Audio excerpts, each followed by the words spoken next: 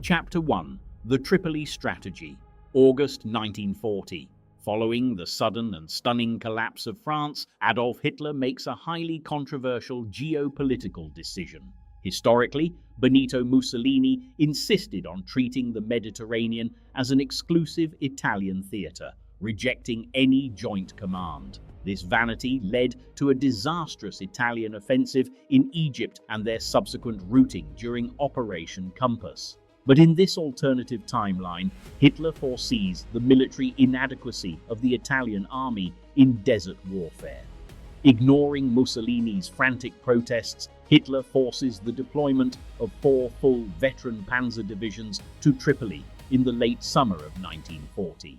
He places General Erwin Rommel in command of this massive newly formed Africa army with strict absolute orders. Do not initiate any offensive maneuvers without direct express approval from the Führer. For 9 months, Rommel's force sits in Tripoli, building an impregnable logistics base and acclimating to desert warfare.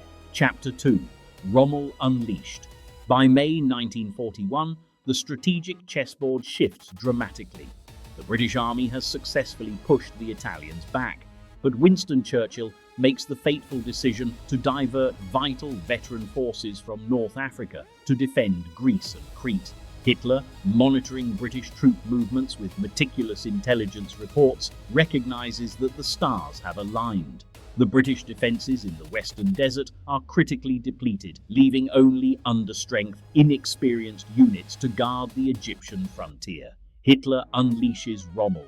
Backed by massive, overwhelming air support from Albert Kesselring's Luftflotte II, the fresh, fully supplied and elite Africa Army launches a devastating blitzkrieg across the Cyrenaican desert. Bypassing Tobruk, Rommel's 4 Panzer divisions shatter the British lines, driving directly to Alexandria.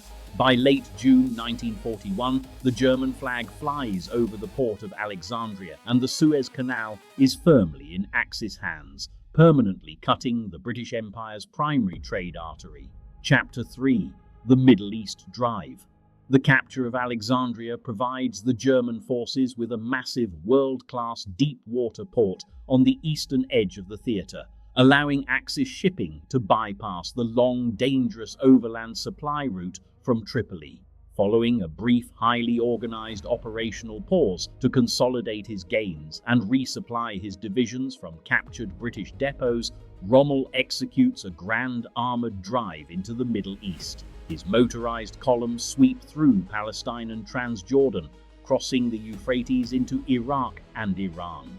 German political officers systematically exploit anti-British sentiments, encouraging nationalist rebellions that force the remaining British forces to retreat toward India. By August 1941, Rommel's armored divisions cross the Iranian border, positioning themselves on the southern frontier of the Soviet Union. Chapter 4. The Baku Pincer. In September 1941, as the main German forces of Operation Barbarossa push deep into the Soviet Union from the west, Rommel launches his final masterstroke, a rapid northward armored drive from Iran directly into the oil-rich Caucasus region. His veteran Panzer divisions capture the colossal oil fields of Baku from the rear with minimal resistance, catching the Red Army completely off guard. This strategic achievement deprives the Soviet war machine of over 80% of its domestic oil and aviation fuel shipments, while securing a near-limitless supply of petroleum for the Axis powers. Smashed economically, cut off from its southern Lend-Lease supply route through the Persian corridor, and facing a dual-front invasion, the Soviet Union's military resistance collapses, allowing the main German forces in the west to focus their undivided combat power on the capture of Leningrad and Moscow. What would you do to stop the Desert Fox? Let us know in the comments below.